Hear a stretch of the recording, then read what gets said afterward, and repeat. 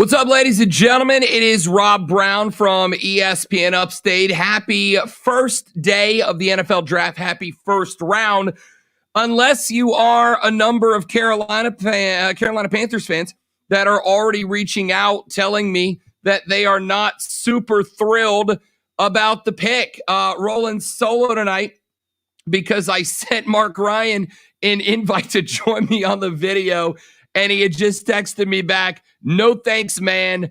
Devastated," quote, end quote. My man Mark was sold that Justin Fields is the future. I tried to tell you guys, Fields wasn't the pick.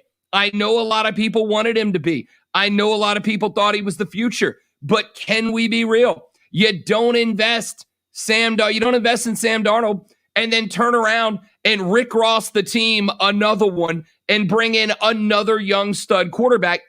You end up creating this situation where you've got a QB battle before either one of them even puts a freaking helmet on for the Panthers. So it made, to me personally, no sense at all that you would bring Justin Fields in when you just invested in Sam Darnold. If you wanted Justin Fields that badly. And again, I'm gonna harp on Mark here for just a second because we've been going back and forth about this for a little while. And I have no doubt that both of us are going to be talking about this on our shows tomorrow. But I heard Mark Ryan on Offsides today saying, if you want a guy, go get him, right? Be aggressive. Jump up there and get him. He was talking about how trading back was just a terrible move for Carolina, and the right move is to go get your guy. Well, if you wanted Justin Fields, then you should have jumped up weeks ago and gone and gotten Justin Fields. You knew the first three spots were the only three where he might have come off the board. You could have gotten up as high as number 4. And if jumping up to get your guy was the most important thing to do, then you should have went up and got him. You should have went up and got him, but you didn't. So you fall back. Penei Sewell comes off the board, a couple of picks before you get there. The best 2 wide receivers in the draft come off the board right before your pick at number 8. So Carolina goes with J.C. Horn, the cornerback out of South Carolina. So they keep a Gamecock right here in the Carolinas. And I really don't hate it.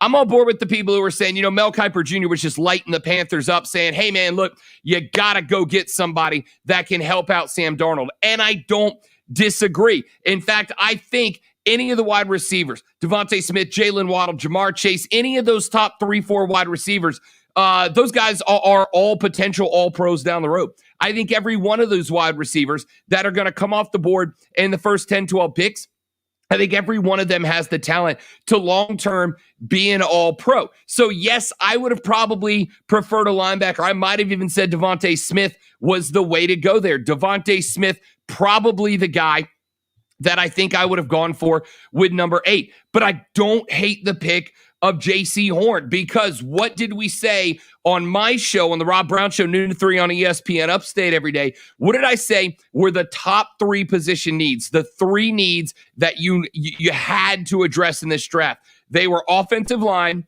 they were edge rusher, and they were cornerback. You've already got 2 very, very good wide receivers there in Carolina. You've already got 2 really good wide receivers there. To add a third when you don't have depth at the cornerback position. I said on my show today, as a matter of fact, when I gave you my mock draft today, I said Patrick Surtain was going to be the guy at the 8th spot for Carolina. And I had people texting my show, Rob Brown, you're crazy, dude. You're crazy. It's not going to be a cornerback. We're going to go edge rusher or we're going to go wide receiver. People told me I was wrong straight up because I had Patrick Surtain. Yeah, I got the wrong cornerback, but I got the right position, and it was because cornerback is a spot you have to have. Think about the wide receivers that are in the NFC South now. You got Tampa Bay between Godwin and Antonio Brown. In New Orleans, you got Mike Thomas and Traquan Smith on the outside. That deadly combo. In Atlanta, you got maybe Julio Jones, but you got Kyle Pitts, who literally just got picked up a few minutes before. You have got to have cornerbacks if you want to be successful. Forget this year. I don't think any of us think the Carolina Panthers are a playoff team this year, right? I don't think any of us think Carolina is winning the division. But 2 years from now, if Brady does call it quits after this year, whether he wins another one or not, a lot of folks think that he calls it quits at the end of this year. So Tampa's out of the mix. Matt Ryan, if he doesn't do it this year, he's probably gone from Atlanta, out of the mix. In New Orleans, we have no idea what the hell the quarterback situation is going to look like. Is it going to be Jameis Winston? Is it going to be Taysom Hill? Are they going to be working? On their own quarterback sometime in the very near future? I have no idea. But the point is, in 2 years, the door is going to be wide open for the Carolina Panthers in the NFC South. And the only way that you are going to compete, the only way you're going to compete is if you have lockdown cornerbacks. The Saints are building at cornerback right now. Don't be shocked at 32 if Tampa doesn't decide to go defense early. The point of all of this is that it was one of, if not the single big wide receiver, was a fringe need for Carolina, but it was a definite want. And I would argue, whether it was Surtain or J.C. Horn, there were some folks that said Patrick Surtain II was clearly the best cornerback in this draft. There were a lot of folks that didn't. Mel Kiper Jr. just said that he had actually moved J.C. Horn up to the number 1 ranked cornerback on his draft board, and Carolina clearly felt the same way. I like the pick. Would I have liked a wide receiver? Yeah, sure, but you're kind of set there already with 2 really good ones, right? And yes, I would have loved to see more weapons for Sam Darnold. But if he can't succeed with those 2 wide receivers on the outside and run CMC lined up behind him, then you're already in trouble anyway. Now, the Justin Fields situation. I addressed that earlier. I'll say it one more time. If you wanted Justin Fields, you should have been making the moves for Justin Fields 3-4 weeks ago. Him dropping to you at 8, cool, man, that's great. The only benefit that Justin Fields dropping to 8 would have been if you were going to trade back out of the 8 spot, rack up a handful more draft picks, and added some more weapons down the line. But Justin Fields, going Rick Ross, another one. Not a great move there, right? Because you've now created controversy in your locker room. You already got a guy in Sam Darnold, who I think he believes that he's good enough. I think he believes that he's good enough to be the starter, to carry a team to the playoffs. I think that he believes that. I actually do. But if you immediately go, hey, we got Justin Fields in the mix now, that sets up a scenario at that point. That sets up a scenario where he's going to look in the rearview mirror and go, wait a minute, you didn't have confidence in me. You didn't believe that I was a guy. Why'd you bring me here? We had Rashad Beard, the host of the Panthers Nation podcast, on earlier today, and Rashad said, I don't care about his feelings. I don't care about Sam Darnold. And I get that take. I really do get that take. But I kind of do. I don't want a guy sitting there thinking, if I make 3-4 mistakes in a game, they're going to go ahead and put the rook in. I don't want that. I don't want a starting quarterback who's looking over his shoulder. We have seen that not work out dozens of times where there's a 2 QB room, and they're just flip-flopping back and forth because neither one of them wants to make a mistake, and therefore they don't make the big game-winning plays. And that's problematic. I'm not trying to do that to Sam Darnold. So Justin Fields was absolutely not the right pick at number 8, even though he fell there. I like the pick of J.C. Horn. To me, it came down. I did my mock, like I mentioned. I had Patrick Surtain, but it was basically a coin flip between Surtain and J.C. Horn. I said earlier in the week, there is maybe a little bit of me that thinks J.C. Horn has the edge because, look, the Panthers are trying to make inroads in South Carolina. They're talking about moving their HQ down to South Carolina, right across the border. They come down to Wofford for their spring camp every year. They want to make inroads in South Carolina. What's a better way to make inroads in South Carolina than to get some South Carolina guys on the roster, right? Than to go out there and get a Gamecock. Go out there and get J.C. Horn, a guy that can rep the Gamecocks on the field for the Panthers. That's what they did. It's a business move as much as it is a player move. He filled both of those needs. Very good cornerback, your number 1 spot that you needed more depth. And he keeps that kind of local flavor, which NFL teams, it's way down on their list of reasons to take a guy, but it is on the list of reasons to take a guy. And I think that's what they ended up going with. I think that's the reason for the decision.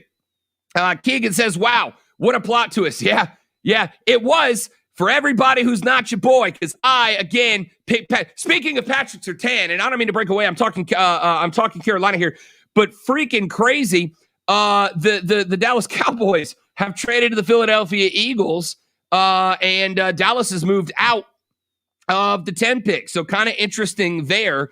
Anyway, yeah, that was a bit of a, to me, it wasn't. I'm going to go ahead and be that guy. To me, it wasn't. It wasn't a plot twist for me. I called cornerback. I called the wrong one. But like I said, I legit flipped a coin in my head to go, am I going Surtain or Horn? I just thought maybe Surtain, a little bit more physical, might be the guy. But J.C. Horn is a long physical guy. He's got a lot of size and a lot of length. He is very clearly effective when he's matched up in tight man coverage. He can line up in just about any cover scheme. He's a guy that you can shade onto the best wide receiver. You can plug him on either side. He's a plug-and-play guy. You can put him on either side of the defense, and he's going to be just fine. He's a great closer. He can crowd up wide receivers without getting called for pass interferences. Very solid technique. Tends to be a little bit physical past the 5-yard line, so you got to be careful about that. But the dude can go. I love that pick. Joe Gary, my opinion, needed a lineman, point blank, yikes. Yeah, I don't disagree. And Rashawn Slater was on the board. Penei Sewell was the guy they wanted, right? The reports all week, Joe, were that Penei Sewell was the dude that they were going for. And Penei Sewell came off the board early. Rashawn Slater didn't seem to be getting the same amount of love that Penei Sewell seemed to be getting. But here's the good news for Carolina. The good news is this offensive draft is very deep at the offensive tackle position. This draft is super deep at the offensive tackle position. I said the same thing when the Bengals took Jamar Chase. That was a great pick. That's a great pick to pair up the former LSU wide receiver alongside the former LSU quarterback in Joe Burrow. I love that pick. Did they need an O-lineman? Absolutely. But the Bengals knew what I just said. This draft is deep at offensive tackle. It's actually probably one of just 2 or 3 positions in this draft that they are relatively deep at. So going offensive line is, I expect the day 2 draft pick for Carolina to be an offensive lineman. They got their cornerback. Unless somebody just absolutely tanks down, which I don't see happening right now, I think tomorrow's pick is absolutely going to be an offensive lineman. Tyler says, you look stunning, by the way. Thank you, Tyler. Ryan says, that is a very pink shirt. Yes, it is. It was my last minute change out of my New Orleans Saints shirt to be able to come on here and chat about it. And my man, Zoe, do you want to come on the chat? You want to come on the chat, Zoe? Zoe, you want to come on the chat? Talk a little JC Horn? Here, I'm going to send Lonzo an invite. If he jumps in, great. If he's busy with the fam, totally understand.